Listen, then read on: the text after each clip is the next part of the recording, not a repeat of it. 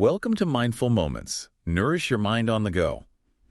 This audio uses AI narration to present our original book analysis. Oh, cool. Today we're taking a deep dive into French philosophy, from the Revolution to the mid-20th century. Okay. Guided by Frederick Copleston's A History of Philosophy, Volume 9, Modern Philosophy. All right. This isn't about memorizing names and dates. It's about grappling with huge questions about knowledge society, what it means to be human. Yeah, it's a fascinating period, because it's one of immense change and upheaval. Yeah. And you see how those changes sparked incredible philosophical debates. Exactly. And you can almost trace a thread through these different schools of thought, each reacting to what came before. Yeah. We'll explore contrasting reactions to the revolution, the rise of positivism, the complexities of the human spirit. And figures you might not have encountered before, like Maine de Biran, who really bridged the gap between psychology and spirituality. Okay, so let's start with those reactions to the French Revolution.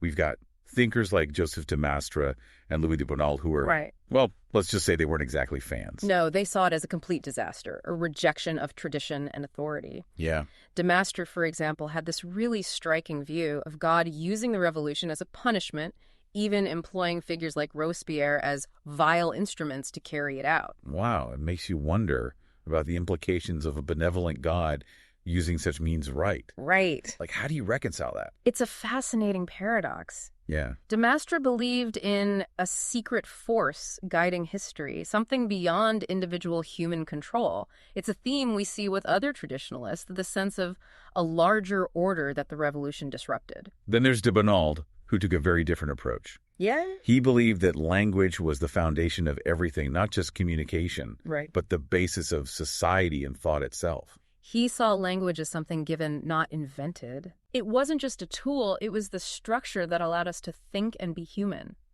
Imagine for a second what it would mean if you suddenly couldn't use language. Yeah. How would that change your understanding of the world? It's a mind-blowing thought experiment. Yeah. It makes you realize how fundamental language is to our experience. Exactly. And for de Bonald, the revolution's attack on tradition was also an attack on language, the very fabric that held society together.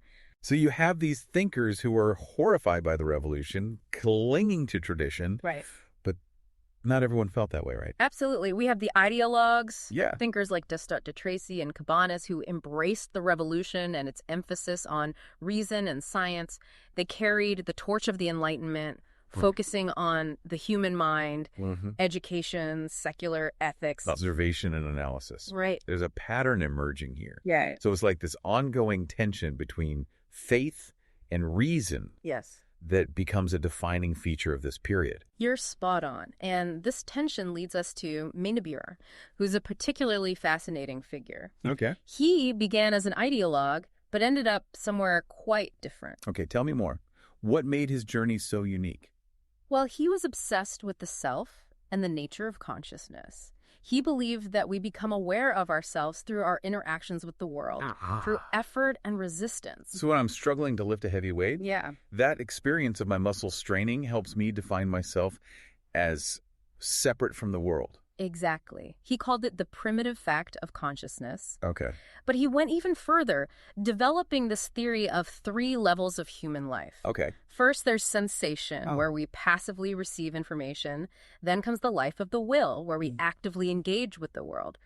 But then he adds a 3rd level, the life of the spirit. Hold on, 3 levels. We're entering a whole other dimension here. Yeah. What did he mean by the life of the spirit? This is where de Biran moves beyond the individual self. He believed that at this level, we open ourselves to a higher reality, a divine influence. So he's bridging this gap between psychology and spirituality. Yes. Which is a really unique perspective. Yeah. And his ideas really influenced other French thinkers. Even those who disagreed with him. It's this constant dialogue that makes this period so intellectually vibrant. So for someone listening to this, why should they care about these debates from centuries ago? Because these are enduring questions about knowledge, ethics, the human condition. They're still relevant today. And understanding these historical debates gives us context for the movements that followed, right? Yes. Like Positivism. Exactly. Which took this emphasis on science to a whole new level. Precisely, Auguste Comte is the central figure here. Ah, Comte. Yes. He's the one who came up with the 3 stages of intellectual development, right? Yes. the theological, metaphysical, and positive stages. You got it. He believed humanity was progressing through these stages, right, with positivism as the final and highest form of knowledge. So positivism is essentially saying that all knowledge must be based on observable facts and scientific methods. Essentially. Comte urged us to focus on studying the laws governing phenomena, rather than speculating on things like metaphysics or theology. It seems like positivism was a reaction against those traditionalists who relied so heavily on faith and revelation. Yeah. It's like a pendulum swinging back in the other direction. That's a great observation. Comte saw positivism as a way to move beyond those earlier modes of thought and establish a purely scientific approach to understanding the world. Which is fascinating because didn't he end up creating his own kind of religion? Well, he proposed a religion of humanity. Okay. But it wasn't about supernatural beings or rituals. More like a system of values and beliefs centered around human achievement and social progress. Exactly. It's like even when you try to completely reject religion, it finds a way to sneak back in. Human beings seem to have this innate need for something to believe in. That's a really insightful point. And it shows how these philosophical debates are never really settled. Yeah. But they evolve and take on new forms. Yeah, it really is interesting how even Comte, who, championed this pure scientific worldview, right, it even manifested in him that there is this, this need for belief. Mm-hmm. It sort of speaks to the limitations of a purely rational approach to life. Yeah, it's like we can't escape those fundamental questions about meaning and purpose. Right. But speaking of systems, you mentioned eclecticism earlier. Where does that fit into all of this? Eclecticism, championed by Victor Cousin, arose out of dissatisfaction with single school philosophies. Right. Cousin argued that no one system could hold the entire truth. Right. So instead, he advocated for selecting and combining elements from various schools to arrive at a better understanding. So it's kind of like creating a philosophical mixtape, taking the best tracks from different genres to create something new and comprehensive. That's a great analogy. Okay. Cousin believed that by studying the history of philosophy and identifying the strengths of each system, we could arrive at a more holistic and balanced understanding of reality. But wouldn't that risk creating a watered-down or inconsistent philosophy? Right. How can you just pick and choose ideas without running into contradictions? That was a very common criticism. Okay. Critics argued that it lacked a strong foundation. However, Cousin's approach highlights the ongoing quest for unifying principles in a world of diverse and conflicting ideas. It reflects that tension we talked about earlier, the desire for a complete, coherent system versus the reality of messy, different perspectives and evolving ideas. Precisely. Okay. And this tension plays out in social philosophy in France as well. Thinkers grappled with rapid changes brought about by the Industrial Revolution, urbanization, and the rise of new political ideologies. They were trying to apply philosophical principles to understand the societal challenges of their time. So they were essentially trying to find solutions to real-world problems. Exactly. They can't just have abstract debates. Exactly. Thinkers like St. Simon envisioned a new industrial society, for instance. Wasn't he the one who advocated for scientists and industrialists to lead society? Yeah. That sounds a bit like a technocracy where experts rule. It was a very technocratic vision. St. Simon saw the burgeoning industrial class as drivers of progress, believing they were alongside scientists best equipped to organize and govern society for the benefit of all. But wouldn't that create new forms of inequality? Right. A society ruled by an elite class of technocrats. That's a very valid critique. Okay. And one that was often raised against St. Simon. His ideas highlight the challenges of balancing social progress with individual liberty and democratic principles. It seems like every proposed solution inevitably generates new problems. Right. Raises new questions.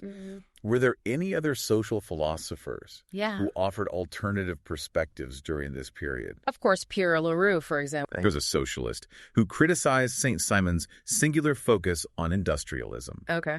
He envisioned a more decentralized and cooperative society that emphasized individual development and spiritual values. So Leroux was more focused on the human element and less on economic efficiency as the sole driver of progress. Precisely. He believed that humans are complex beings with material and spiritual needs. Yeah. He argued that a truly just society fosters the development of the whole person, not just their capacity to be productive. That's a perspective that resonates deeply even today. we're still striving to create a society that balances economic growth with social justice and individual well-being. Absolutely. And the debates about the role of the state, the nature of property, the most effective way to organize society remain incredibly relevant in the 21st century. So we've explored traditionalism, the ideologues, the fascinating psychology of Maine de Biran, eclecticism, and the rise of social philosophy. It's like a whirlwind of intellectual activity. Is there a common thread that connects all of these diverse movements? One recurring theme is the search for a unifying principle, a way to make sense of the world and human experience in the face of rapid change and upheaval. And that tension between faith and reason. Right. The individual and the collective keeps reappearing in different forms throughout these philosophical movements. Exactly. And this brings us back to positivism. While we discussed Auguste Comte, he wasn't the only prominent figure in this movement.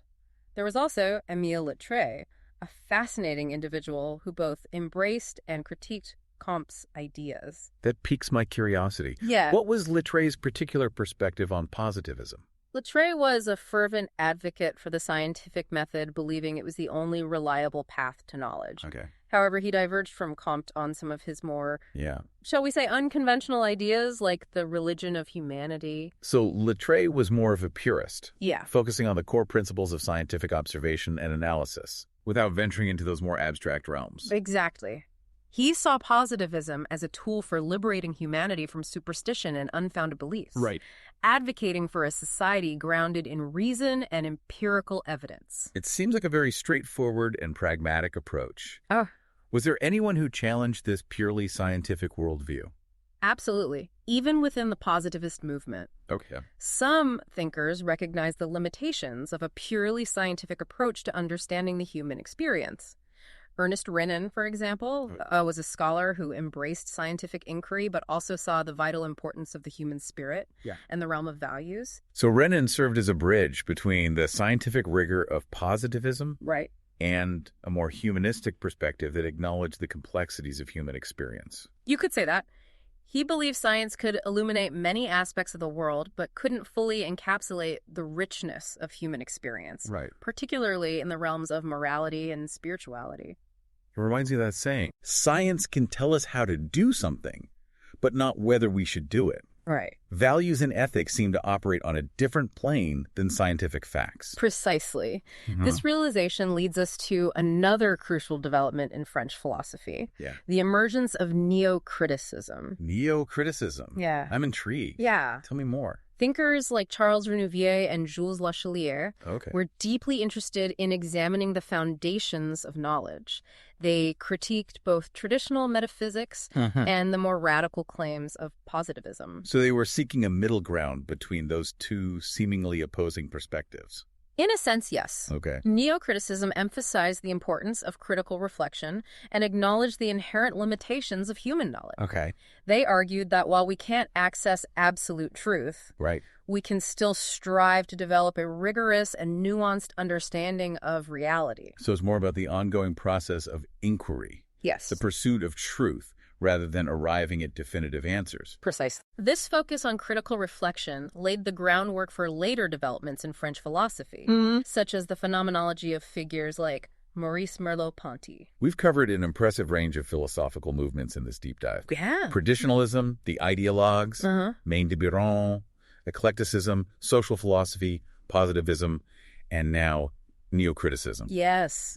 It's fascinating how each movement seems to build upon or react against the ideas that came before it. Right. Like a continuous conversation across time. It is an intricate tapestry of ideas, each thread woven into the fabric of French intellectual history. Right. And this exploration of diverse schools of thought brings us to a pivotal moment in the late 19th and early 20th century. Right. The rise of figures like Henri Bergson and the flourishing of idealism. Bergson.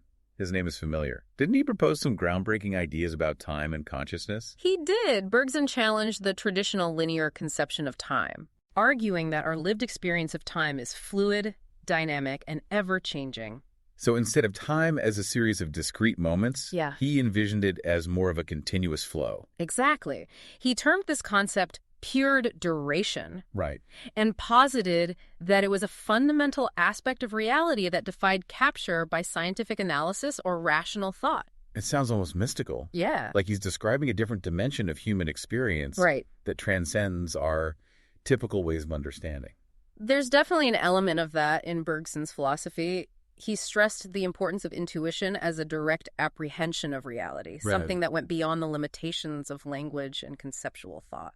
I'm beginning to see how this connects to idealism. Yeah. Were there other French thinkers exploring these ideas? Yes. About the primacy of consciousness during this period? Absolutely. Figures like Octave Hamlin and Maurice Blondel developed their own unique forms of idealism, drawing inspiration from both German philosophy and earlier French thinkers like Maine de Bion. So idealism essentially argues that reality is fundamentally mental or spiritual in nature. That's the core concept. Yeah. Idealists believe that the mind plays an active role in shaping our experience of the world. Yeah. And some even argue that reality itself is dependent on the existence of mind or consciousness. Wow, that's a radical departure from the empirical foundations of positivism. Right. It's like they're approaching the question of knowledge and reality from entirely opposite directions. Exactly. This highlights the incredible diversity and richness of French philosophy during this era. We witness a constant interplay between different schools of thought, each offering its own perspective on fundamental questions about knowledge, reality, and the human condition. It's remarkable how much intellectual ferment was taking place in France during this period. It's as if it were a giant laboratory of ideas, with philosophers experimenting with different approaches and challenging each other's assumptions. And this intellectual energy wasn't confined to philosophical debates. It spilled over into the realms of social and political thought, leading to the development of new movements like personalism. Personalism. Now, I'm really curious. Tell me more about this movement. Personalism emerged as a response to the perceived dehumanizing aspects of modern society, particularly the focus on individualism and the growing influence of technology and bureaucracy. So it was a kind of counter-movement attempting to reclaim the importance of the human person in a world that seemed to be becoming increasingly impersonal and mechanized. That's a great way to put it. Thinkers like Emmanuel Mounier, who founded the journal Esprit, argued that the human person should be at the center of social and political life. What did they mean by the human person? What made that concept so central to their philosophy? Personalists emphasize the unique dignity and freedom of each individual. But they also recognize that humans are inherently relational beings who thrive in community. So it wasn't about individualism in the sense of isolation and self-interest. It was about recognizing the inherent value of each person while also acknowledging our interconnectedness and responsibility to one another. Exactly. Personalists believed that a truly just and fulfilling society would foster both individual flourishing and a sense of shared responsibility. Sounds like a delicate balancing act. How did they envision putting these ideas into practice? Well, personalism wasn't a rigid ideology with a set of prescribed solutions. It was more of a philosophical outlook that informed their engagement with social and political issues. So their focus was on promoting a certain way of thinking about the human person in society. Yes. Rather than dictating specific policies or actions. Precisely. And this approach had a significant and lasting influence on French intellectual and political life throughout the 20th century. Wow, we've covered an incredible amount of ground, again, in this section of our deep dive. We've gone from eclecticism to social philosophy, from the scientific focus of positivism to the critical approach of neo-criticism, and now to the humanistic vision of personalism. It's like we're tracing the evolution of French thought itself through these diverse and interconnected movements. You're absolutely right. And this evolution continues into the 20th century with the emergence of new and influential movements like phenomenology and existentialism, which we'll explore in our next deep dive. I'm already hooked and eager to delve into those later developments and see how they connect to the ideas we've been discussing today. It feels like we're piecing together a giant and intricate puzzle of philosophical thought. That's a good way to put it. Yeah, it's really fascinating, isn't it? How this idea of the search for a unifying principle keeps coming up again and again through all these movements. Like, it seems like this really fundamental human drive. This innate need to find meaning and order in the world, especially in times of change. Absolutely. We've seen the traditionalists turning to religion, right? The ideologues embracing reason, and even Comte with his religion of humanity. It's as though we're hardwired for meaning, right? Constantly seeking a framework to understand our place in the universe. Precisely. And as we move into the 20th century, this search takes on new and fascinating forms. Okay. We see the emergence of phenomenology, a school of thought that focuses on understanding the structures of consciousness and lived experience. Okay, phenomenology. It sounds a bit daunting. Yeah. But I'm ready to explore it. Where should we begin? Well, a good starting point is Edmund Husserl. Okay. A German philosopher who had a profound impact on French thought. Okay. Particularly figures like Jean-Paul Sartre and Maurice Merleau-Ponty. Wait, a German philosopher? I thought we were focusing on French philosophy. We are. But Husserl's ideas were so influential across Europe. Right. And French thinkers engaged deeply with his work, adapting and developing it in their own unique ways. Okay, that makes sense. Yeah. So what was Husserl's central idea? Right. What made his approach so groundbreaking? Husserl believed that we should bracket our assumptions about the world and focus on describing the pure phenomena of consciousness. Imagine trying to see the world as if for the first time without any preconceived notions or interpretations. So instead of asking what is real, phenomenologists are asking what does it mean to experience something? Exactly. They're trying to understand the structures of consciousness that make experience possible. And this approach has had a significant impact on various fields, not just philosophy, but like psychology, linguistics, even art criticism. Okay, I see how that could open up all sorts of new ways of thinking about the world. Right. But how does this connect to existentialism? They seem like very different philosophical approaches. Well, both phenomenology and existentialism are deeply concerned with human existence. Okay. But they approach it from different angles. Phenomenology provides a method for analyzing experience, while existentialism grapples with the themes of freedom, responsibility, and the search for meaning in a world often perceived as absurd. And Jean-Paul Sartre was a key figure in bringing those two seemingly distinct approaches together. Absolutely. Sartre, a philosopher, novelist, playwright, became one of the most prominent voices of existentialism, and he drew heavily on Husserl's phenomenological method. Didn't Sartre famously say, existence precedes essence? Yes. What did he mean by that? He was arguing that there's no predetermined human nature or purpose.